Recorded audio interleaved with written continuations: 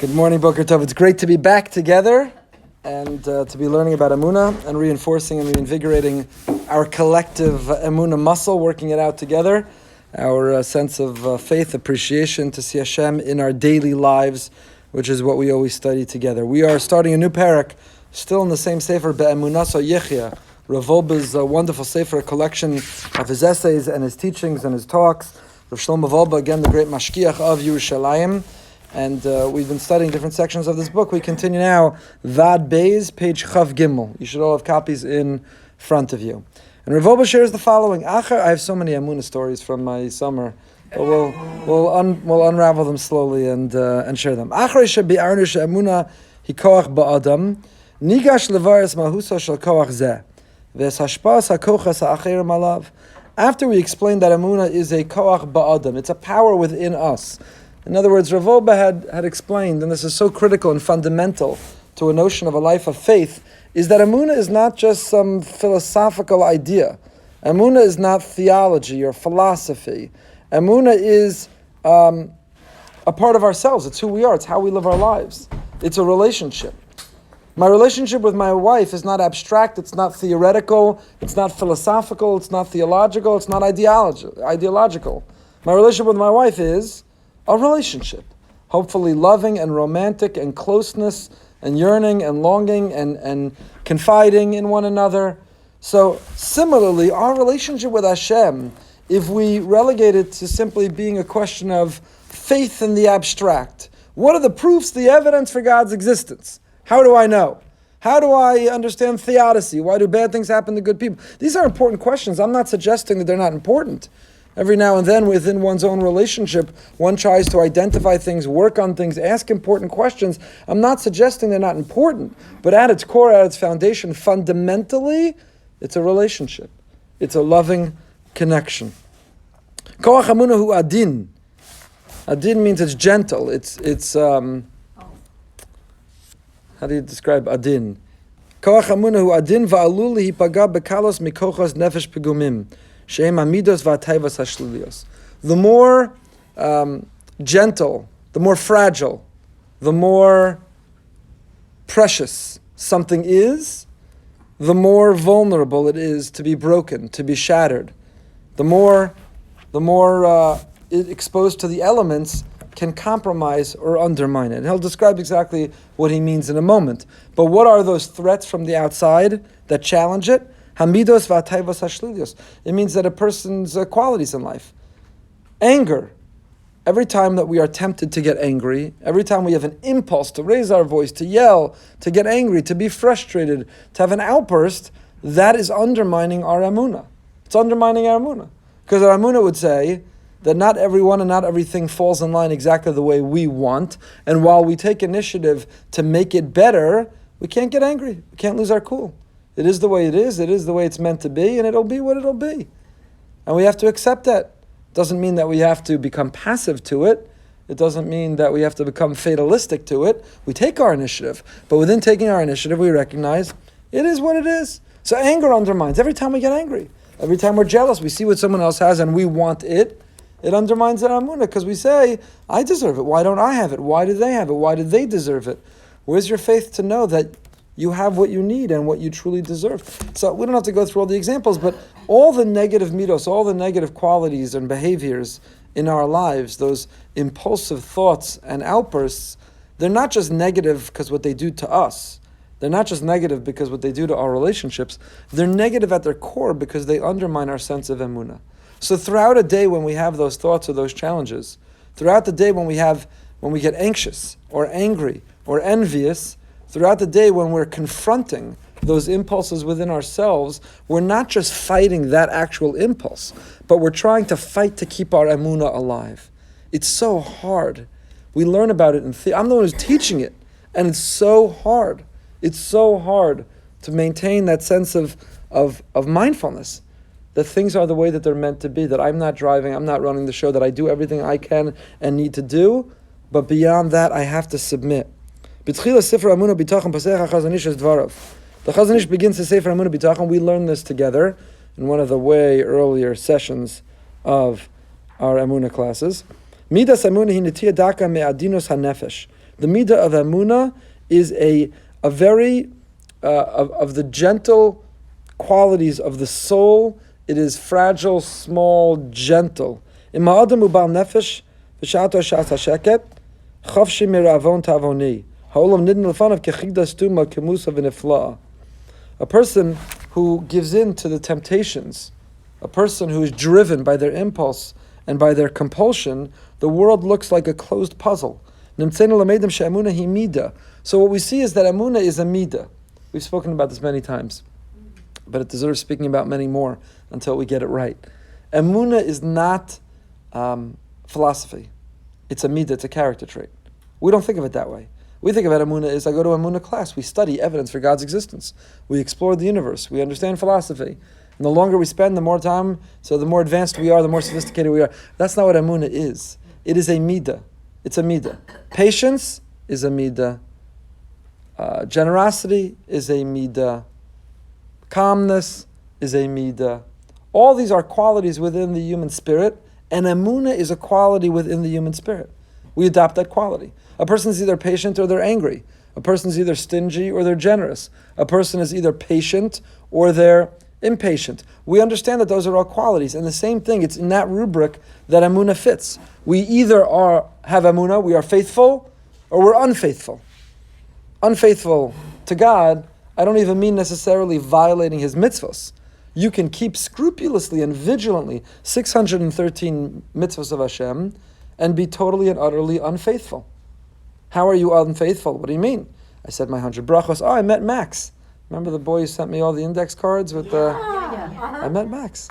Wonderful young man. Now we're going to get him married. That's our mission. He's a wonderful young man. So, I'll tell you more about him offline. So, why did I say that? Oh, you could say your 100 brachas every day. Thank you. You could say your 100 brachas every day. You could be scrupulous with the kashrus and with Shabbos and with business ethics and not speak lashon hara. You could do it all. But then you get impatient. Then you get angry. Then you get envious. Then you get anxious. And you've cut God out of the equation and out of your life. It's like saying, what do you mean my marriage is bad? I take out the garbage. My dirty laundry makes it into the hamper. I pick up the things I'm asked to from the grocery store. I gave a card on the anniversary.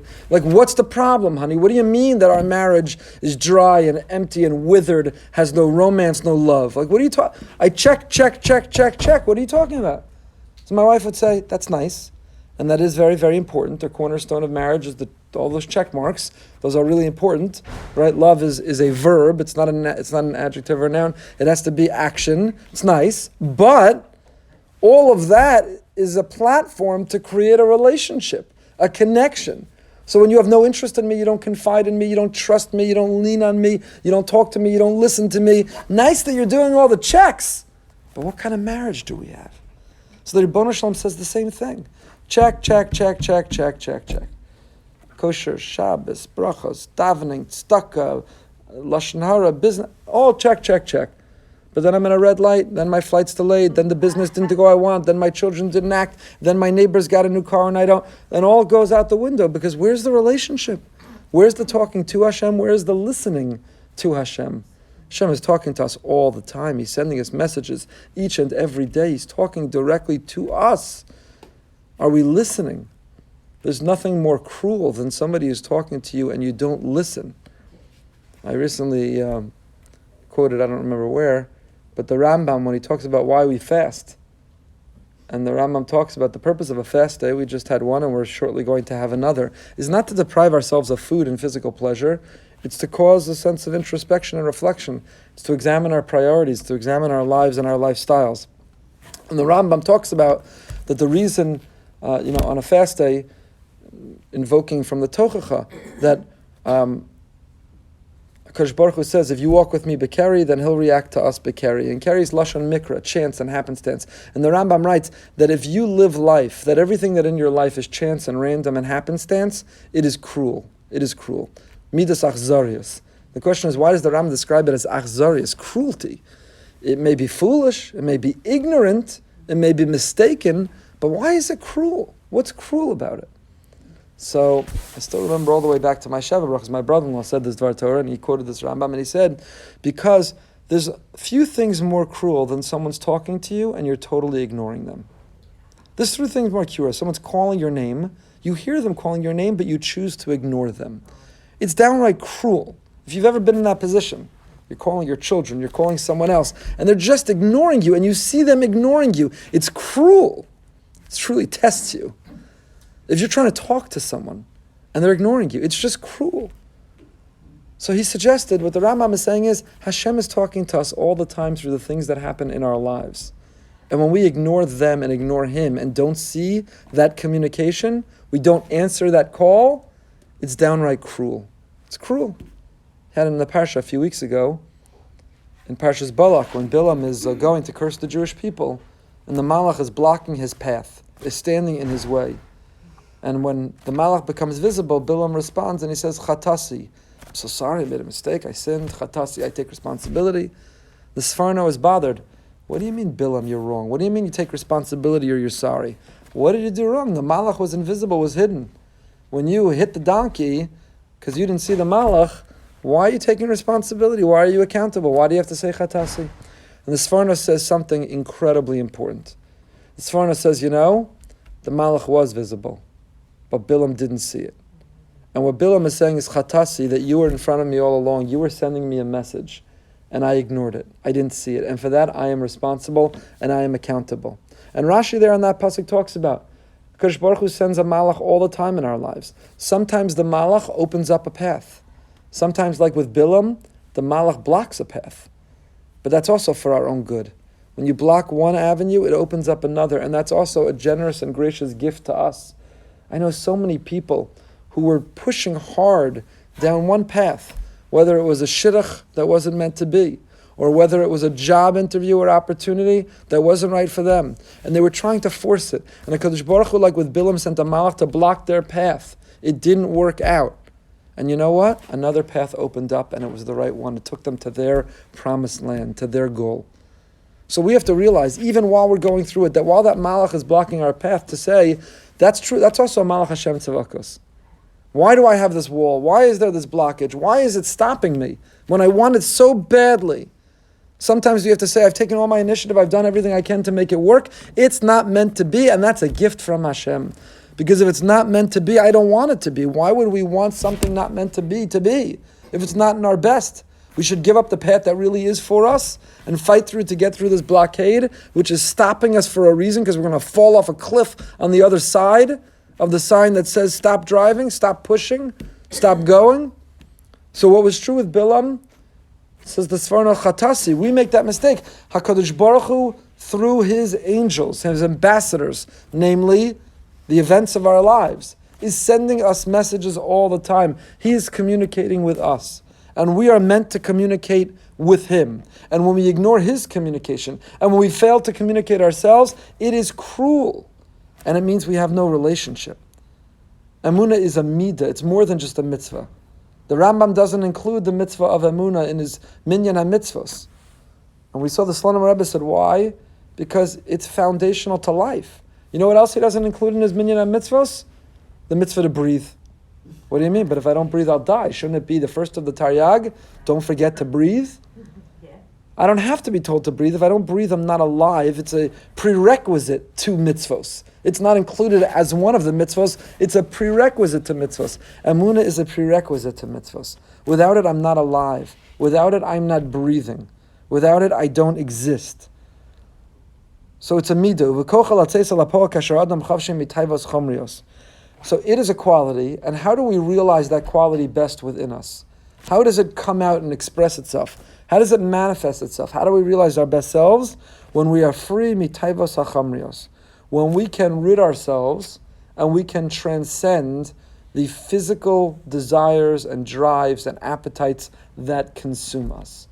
For material possessions, for material pleasures, for ego. We have all these obstacles. They're competing.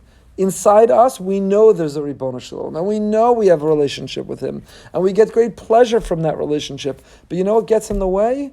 Our ego, our sense of self. It's true in every relationship in life. My wife wants milchiks and I want fleshik. She wants to go here and I want to go there. She says, let's go out and I want to stay home. She says, let's do that. I want to do. Well, every relationship has its friction where your ego, your sense of self, is competing with the priorities, the needs, the wants of the other. And at the core of every healthy relationship is the ability to navigate and negotiate that tension, that conflict. And the same is true in our relationship with the Ribono Shel Olam. If my whole life is driven by me, what I want, what will advance my ego, then even if I'm doing all the check marks towards Hashem, but HaKadosh Baruch Hu is not at the center, I'm not in a real relationship. I'm in a relationship with myself, and Torah and mitzvos is another means to advance myself. My honor, my feeling good and satisfied, my feeling that I'm doing what I'm supposed to. But if it's about HaKadosh Baruch Hu first, then I have to overcome those other qualities. Matzanu, Barishonim Shekarim La'amuna Seichel. Ki ha'hevdal ben netiyah daka zu lebein ha'seichel katan ma'od v'kasha la'havcham. The Rishonim call Amuna Seichel. It's common sense. It's common sense to have Amuna. We think the default is to be an atheist or an agnostic. Now prove to me there's a God. I have to go to fancy philosophy courses. I have to subscribe to countless Amuna WhatsApps and emails and text messages and shiurim and books. The default or the status quo is, I'm not sure. Agnostic, I hedge. Now prove to me there's a God. But says Rav Wolbe, quoting the Rishonim, no, Emunah is seichel. Emunah is common sense. The default is, there's a creator. This magnificent world with its details, its minutiae, the magnificent world with everything that's in it, it didn't just come to be. The book in front of you didn't come to be because someone spilled a bottle of ink.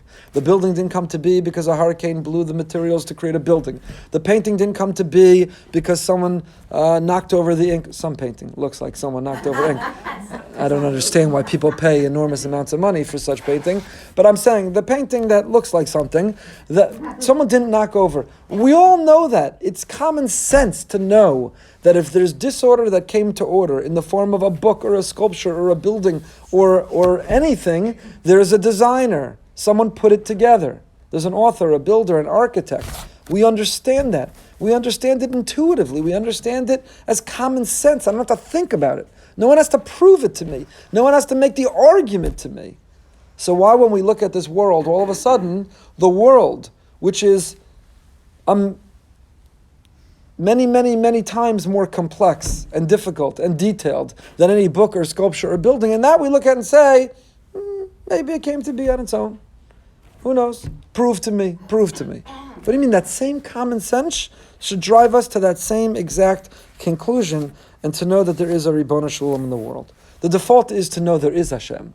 Then we have impediments and obstacles that get in the way, and the mission of Emunah, to realize Emunah, is to peel back those layers of obstacles and impediments called appetite, desire, jealousy, anger, envy, anxiousness. Peel that away and you'll realize that Hashem and life is so much better with Him. I don't understand how one gets through life without Him. Is it better to be sitting at the bedside of a terminally ill patient and for the family to say, well, there's statistics, X% of the population is going to get this dreaded illness, and I guess, my loved one is just a lucky winner. Is that more comforting than saying there's a God, He's omnipotent, He puts the whole world together, I don't understand it, but there's a reason? I don't understand where someone finds the strength to endure, to persevere, whatever in life, without feeling, without seeing, without recognizing. Life is so much better with Him. Yadua klal ba'olam, shekachol shedavar adin yoser hu alul hiskalkel u'hishaber yoser bekalus. There's a general principle in the world. The more precious something is, the more delicate, that's the word, adin, delicate. The more delicate something is, the more likely it will break, the more fragile it is. So we were on vacation and we were in a place they do glass blowing, magnificent. Of course, you have to buy then a piece of blown glass. Fine. So, but you worry, why am I buying it all the way over there? It'll never make it home. However you wrap it, whatever you put it in the suitcase. Why? Like I know at the outset, Baruch Hashem, it made its way home, but your attitude is it's never going to make its way home. Why? Now, if I bought a rock, I don't even need any bubble wrap. Just put it in the suitcase, and it's good to go. If I bought a block of metal, just put it in the suitcase. No bubble wrap. It's good to go. I have to stick it between sweatshirts. It's good to go. But you buy blown glass, so you've very little chance of getting it home. Because the more, what word did I say? Delicate. The more delicate, the more, I'm just getting back into it. The more delicate, the more fragile something is, the more likely it will break. L'mashal, kashiyos lishmara crystal, me'asher lishmara barzel. It's a lot harder to safeguard your fine crystal than it is your iron, your metal. Kach gam benogeh le'amuna. Adinusa mechayevas osano shmira miyuchedes kidei shelo tipaga. So the same is true with Emunah. Emunah is so delicate and it's so fragile and it's so challenging that it needs an extra layer of vigilance. It needs more guarding and safekeeping than other qualities. Other qualities, they're not so delicate. They're foundational. So if I have it, I have it. It's there, I'm good to go. But this quality is so delicate, it's so fragile, that it doesn't take much for it to break, for it to shatter into pieces. And you see that. The people who have not safeguarded their Amunah, a little something happens in life, a stub toe, a slow Wi-Fi connection, a traffic incident, and it's gone. It's shattered. It's broken into pieces. But the person who has constantly exercised and worked out that Amunah muscle, and it's strong, and it's vibrant, and they are safeguarding and protecting it regularly, then it is protected even from a grave danger. It will not shatter into pieces. It will be kept whole. It will be kept whole. Look how much ground we're covering. We're flying. We're on the next page. It says Ravo, we have in the Igeres Ramban a letter the Ramban sent to his son. And here's an example. The letter the Ramban, Reb Moshe ben Nachmanides in the 12th century, who moved to Israel, sent to his son. Uma agid lachem be'inyan ha'aretz, ki rabba ha'azuva v'gadol ha'shmamon. What can I tell you about this land when he arrives in Israel, Akko? What can I tell you about this precious land? It is greatly abandoned, and it is vastly desolate. Uklalo shel davar, kol mekudash mechavero charav yoser mechavero. He says, the holier something is, the more broken, the more devastation or destruction when it is lost. Yerushalayim yoser chareva min hakol. Yerushalayim, when the Ramban got there, was more abandoned, was more desolate, was more destroyed than elsewhere. Ve'eretz Yehuda yoser min haGalil. And Yehuda, a holier region than the Galil, was more desolate than the Galil. Klomar, kekol sha'adavar chashav u'meromeim hu yoser alul lihi paga. The more significant, the more exalted something is, the more delicate, the more easily it'll be broken, and the more devastating that breakage, the more devastating that shattering, the more overwhelming, the greater the sense of loss. So the deeper the sense of the feeling of loss and the devastation and destruction, it's a reflection of just how holy, how exalted, how special. And that's what we're mourning in these 3 weeks. That's what we're thinking about and we're counting down towards. It's hard for us. What the Ramban is describing, we don't relate to whatsoever. Yerushalayim abandoned. Yerushalayim is expanding and building and sophisticated and beautiful and ornate and filled with sounds of joy and splendor. We're seeing the prophecy of Od Yeshvus Kenos Berchovos Yerushalayim coming true. That's why it's particularly challenging for us these 3 weeks. Not these 3 weeks, the 3 weeks each year, because we feel we're in a time of redemption, not of exile. We don't identify at all with what the Ramban describes here, what Mark Twain describes when he went to Israel, Lahavdil. We don't identify with it. In fact, there's a whole halachic discussion, not for now, about whether to say the paragraph of Nachem on Tisha B'Av. The paragraph of Nachem, which is inserted at Mincha on Tisha B'Av, is filled with descriptive language of how abandoned, desolate, destroyed Yerushalayim is. And it bears no semblance to our current reality at all. And you're not allowed to lie in your tefillos. How could you describe something that's untrue? So there's a halachic literature. We once gave a shir. There's a whole halachic literature, chuvos and chuvos, about should we edit Nachem? Or do we continue Nachem? Should Nachem even be omitted? There's a discussion. Again, overwhelmingly, we leave Nachem exactly as it is, because the destruction is not the description is not a physical description. It is an existential, metaphysical one. And the bottom line is we are still deeply in a period of exile. And if you think about just our community's recent loss and the current challenges of incredibly special people, we're in a period of tremendous deep galus and churban, a tremendous sense of churban, which is what it's about. But the Ramban's point is that the holier something is, the deeper the pain, the greater the sense of loss, the greater the destruction when it's no longer here. When it's no longer here. So Emunah is so delicate, it's so fragile, it needs even greater protection. So the rock, it goes right in my suitcase, it doesn't need bubble wrap. But the new piece of glass artwork, it needs its own suitcase and triple layered bubble wrap and 17 sweaters and carrying it, taking it in the carry-on and checking on it every 5 minutes. Why? Because it's so delicate and it's so precious. Emunah is delicate and it's precious, it needs bubble wrap. It needs bubble wrap in our lives. Bubble wrap in our lives means it needs vigilance, it needs effort, it needs mindfulness, it needs conscientiousness. All right, so I'll tell you some stories. So, which one should I start with? How do you show vigilance? How do we do mindfulness? How do we do mindfulness? Very difficult. Very difficult. I'll tell you this one. So, we traveled this summer, and a good 2 months before we traveled, Yocheved had to renew one of my children's passports. So it's always a passport story, right? So we, I don't want to take too much time, I want to get back to learning, but she went through, filled out the forms, went to the place, submitted it, plenty of lead time, not a problem, should get the passport, right? No problem. We've done it before, we've got the passport easily within a short time. That's 2 months before the trip. It's now 3 weeks before the trip, the passport hasn't arrived. Contacts the passport people. Yeah, we see it, it's in process, it's in the system, hold tight. It's 10 days before the trip, no passport. Oh, God. Passport people say, yeah, I don't know what's taking so long. It says it's in process, it should be there. You could pay a fee to expedite it, you'll get it right away. I suggest, even though you have plenty of time still, 10 days, it's worth it to know you pay the fee, gladly expedite it, just give it to us in 24 hours, want to get this passport. 9 days, 8 days, 7 days, 5 days. Keep calling, keep having no answer, but we paid to expedite it. Why isn't it here? We were leaving on a Monday evening, and it's now Friday, no passport. Shabbos, the last day it could be delivered, no passport. Sunday, there's no one to talk to. Monday morning, is it coming today? It shows it's still in process. Well, what should we do? We're leaving today. It's a huge family.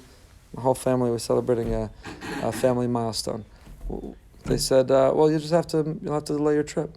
Well, that's not an option. What does that mean? Anyway, fast forward. Said the only option you have is go into Manhattan, the passport office, do your best to try to expedite, try to get it. This is Monday morning at 10 a.m. We are leaving on a 6 p.m. flight. So I take my daughter, we go fly down to Manhattan. I mean in a car. In a car. I mean fly, just the speed that we drove. And we go there and get to the building, and there's a line around the corner. I'm not going to take you through the whole story, but thank God we got into the building, and from the building we got to the right floor, and on the right floor we got on the right enormous line, and we got to that front of the line, and we explained the situation, and we gave them all materials, and the person said, well, I see that it's in process elsewhere. They'll need to transfer, because the documents were all submitted into that office. They'll need to transfer it. Hopefully they can do it immediately. Sometimes it takes some time. We'll have to see. So all we could do is just sit and wait. And in those moments, the whole reason I'm sharing this story with you is because in those moments is the test of the fragile, delicate emunah. Does it shatter and break into pieces? Or can you take deep breaths, sit there and realize whatever's meant to be is meant to be. If we're going to get it, we'll get it. If we're going to get on this flight, we'll get on this flight. If we have to go a couple days later and catch up, whatever's meant, there's a master plan. This is all for a reason. Who knows what it is? And we're looking all day for what that reason is. But there's a reason. All you could do is sit and wait. And that's just one example just from my small life, and it happens in all of our lives, of each and every day, the fragile, delicate, vulnerable emunah, that if it's not safeguarded and protected and we don't have the mindfulness and the vigilance to protect it, it will shatter. Now, I'll tell you, as we sat there waiting and waiting and waiting and watching the time tick by and feeling closer and closer, and I hadn't yet packed, which is my minhag. So my daughter, I'm so proud, said to me, Abba, maybe we should each take upon ourselves a Kabbalah. Let's accept something upon ourselves that in that merit, they'll get it done and we'll get it and we'll make this trip.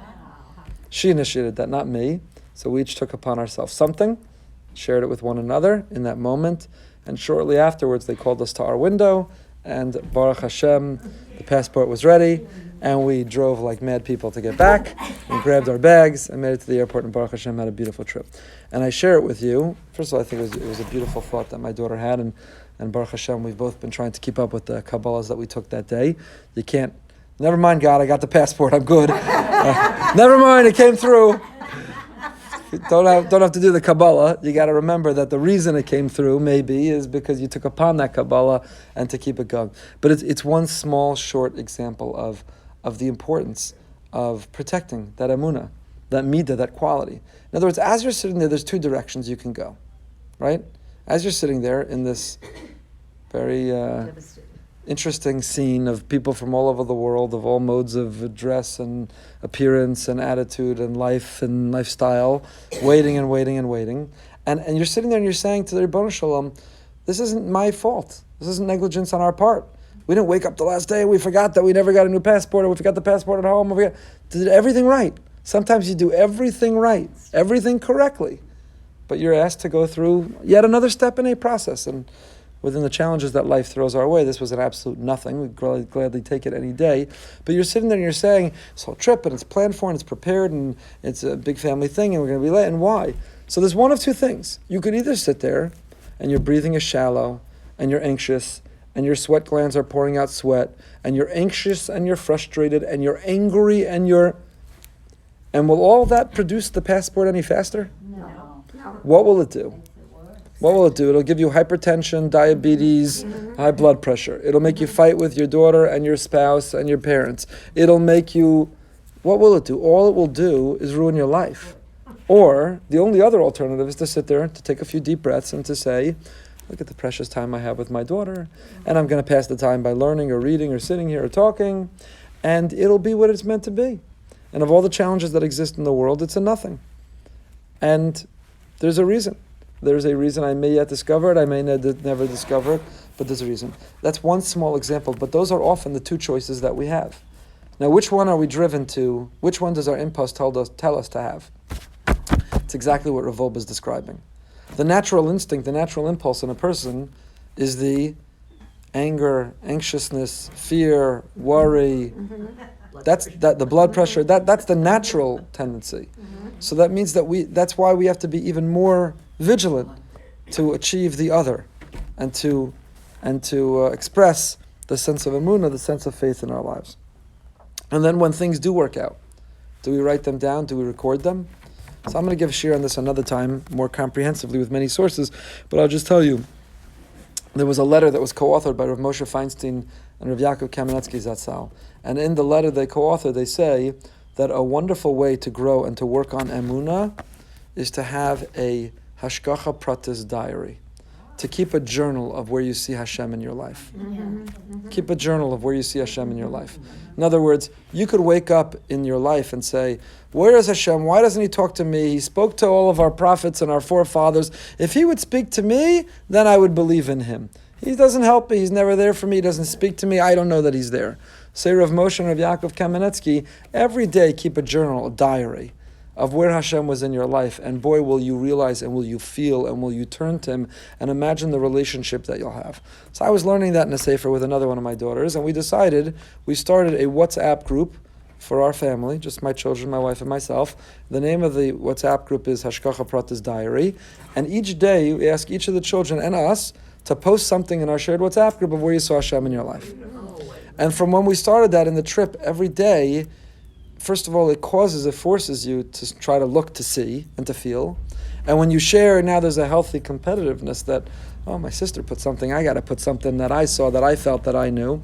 And there are, whether it's the fact that the bag was a little overweight and we had the nicest person when we checked in at the airport and she helped us because she said we're a big family, so she didn't even weigh them. And thank you, Hashem, for that Hashgacha Pratis, that even though there was a big line, it broke up in small lines, we ended up with the right person.